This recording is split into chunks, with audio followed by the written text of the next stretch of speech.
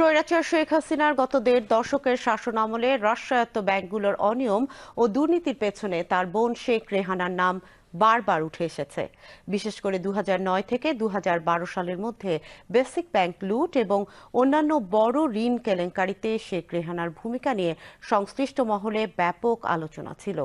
অভিযোগ রয়েছে, রাষ্ট্রায়ত্ত ব্যাংকের চেয়ারম্যান, ব্যবস্থাপনা পরিচালক এবং অন্যান্য শীর্ষ পদে নিয়োগের ক্ষেত্রে শেখ রেহানার সুপারিশ ছিল অপরিহার্য। পরবর্তীতে এসব ব্যাংকের শীর্ষ কর্মকর্তারা ব্যাংক থেকে বড় অঙ্কের ঋণ তুলে নেওয়ার সুযোগ করে দিতেন। রিপোর্ট খালিদ হাসানের।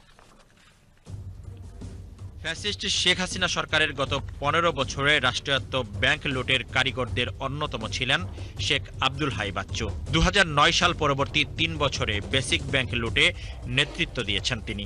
বিষয়টি নিয়ে ব্যাপক সমালোচনা থাকলেও ধরাছোঁয়ার বাইরে ছিলেন আব্দুল হাই বাচ্চু। সে সময় বাচ্চুর অবাধ ব্যাংক কেলেঙ্কারির পিছনে বারবার শেখ রেহানার নাম উঠে এসেছে।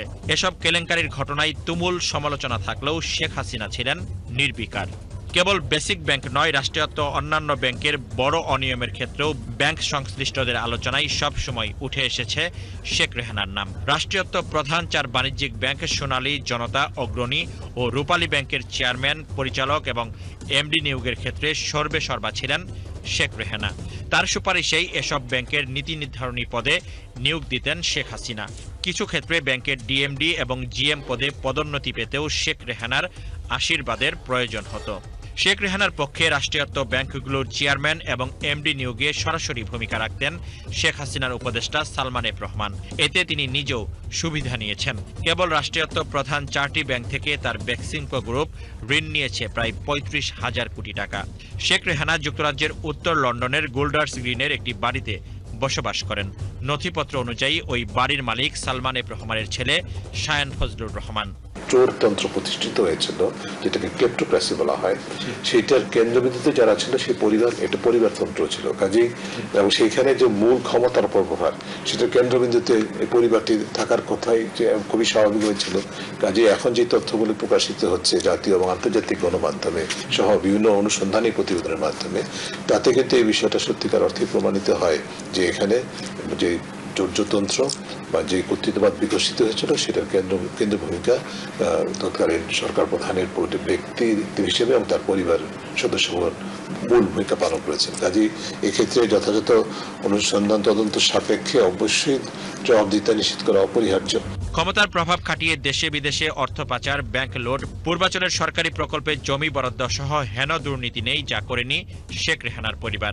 ক্ষমতার অপব্যবহার এবং রাজুকের কর্মকর্তাদের যোগ সাজসে বিধি বহির্ভূতভাবে সরকারি প্রকল্পে নিজ পরিবারের সদস্যদের নামে ৬০ কাঠা জমি বরাদ্দ নেন শেখ হাসিনা ও শেখ রেহানার পরিবার। ইতোমধ্যেই এসব অভিযোগে ৫টি মামলা দায়ের করেছে দুদক। অভিযোগ সংশ্লিষ্ট জনাব রেহানা সিদ্দিক নিজ বা পরিবারের অন্যান্য সদস্যদের মালিকানায় ঢাকা শহরে রাজুকের এখতিয়ারীন এলাকায় বাড়ি বা ফ্ল্যাট বা আবাসন সুবিধা থাকার পরও তা হলফনামায় গোপন করে পূর্বাচল নতুন শহর প্রকল্পের অতি গুরুত্বপূর্ণ কূটনৈতিক এলাকায় প্লট বরাদ্দের ক্ষেত্রে বিধান লঙ্ঘন করা হয়েছে মর্মে অনুসন্ধানকালে তথ্য উদ্ঘাটিত হয়েছে।